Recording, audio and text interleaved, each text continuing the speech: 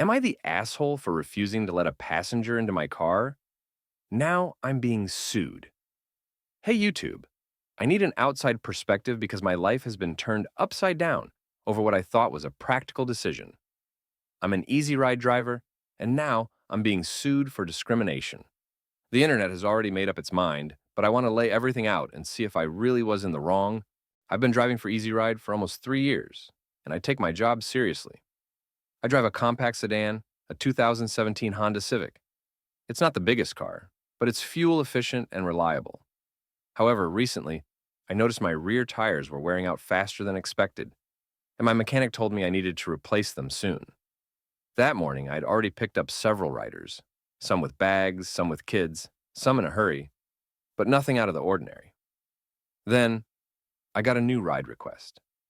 I accepted and headed to the pickup location, expecting another normal trip. I pulled up and saw my passenger, a plus-sized woman, probably in her late 20s or early 30s, wearing tight leggings and an oversized hoodie. She had long, colorful nails, heavy makeup, and large hoop earrings. She carried herself with confidence. But as she waved at me and started walking toward my car, I immediately started having concerns. She was big, not just curvy big, but significantly overweight. And I started wondering if my car would be able to accommodate her comfortably and safely. I had picked up larger passengers before, but in those cases, they either requested an EasyRide XL or rode in the front seat where there was more space. I looked at my small back seat, the thin fabric-covered cushions, and thought about my already struggling rear tires. Would the weight distribution mess up my car? Would she be cramped and uncomfortable? What if the door didn't close properly? Before she could open the door, I hesitated and rolled down the window instead. Hey, I don't think my car has enough space for you. Have you considered booking an EasyRide XL? Her friendly expression immediately turned into a glare. What do you mean? I can fit in this car? She squinted at me, crossing her arms. Her tone was sharp, and I could tell she was already offended. I didn't want to escalate the situation, so I tried to explain logically. I just don't think it's the best fit.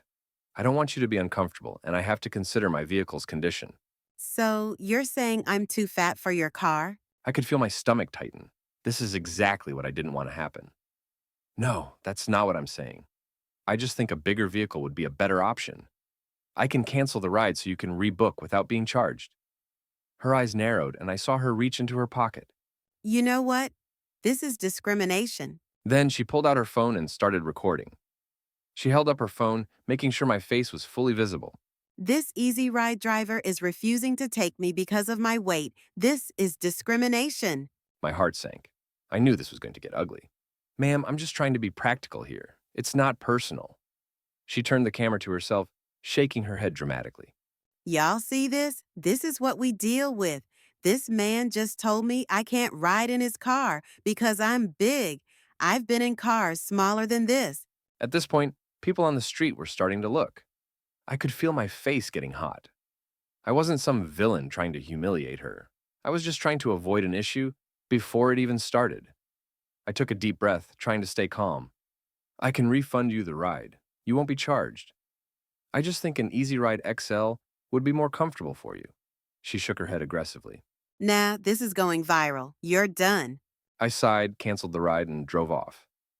At first, I just tried to shake it off, but the next day I started getting blown up on social media. Someone sent me a link to a viral post where she uploaded the video. Thousands of comments were calling me fat-phobic, a jerk, a terrible human being. Some people defended me, saying I was just trying to protect my car, but the overwhelming response was negative. Then, I got an email from EasyRide's support team. They were investigating the incident after receiving a formal complaint. A few days later, I got the real bombshell. She was suing EasyRide. She filed a lawsuit claiming discrimination, emotional distress, and a hostile environment. Her lawyer compared it to denying someone a ride based on race or disability, which is illegal in Michigan. From what I understand, the lawsuit argues that since EasyRide is a public accommodation service, I had no right to deny her a ride based on her weight. Apparently, some states are passing laws against size discrimination, and she's trying to use that angle. EasyRide's response? They basically left me hanging. They put me on a temporary hold while they investigated. I've heard of drivers getting permanently banned over stuff like this, and I'm worried I'll lose my only source of income.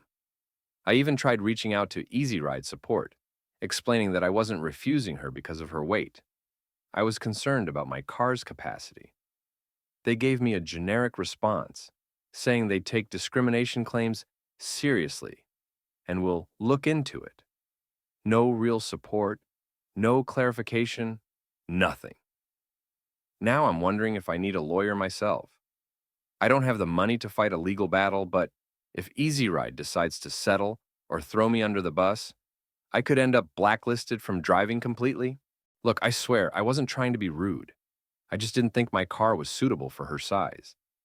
If someone had tons of luggage that couldn't fit, I would have told them the same thing.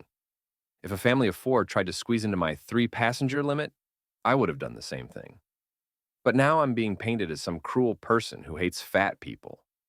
That's not fair. I was thinking about safety, comfort, and my car's condition. I see buses, planes, and roller coasters have weight restrictions all the time.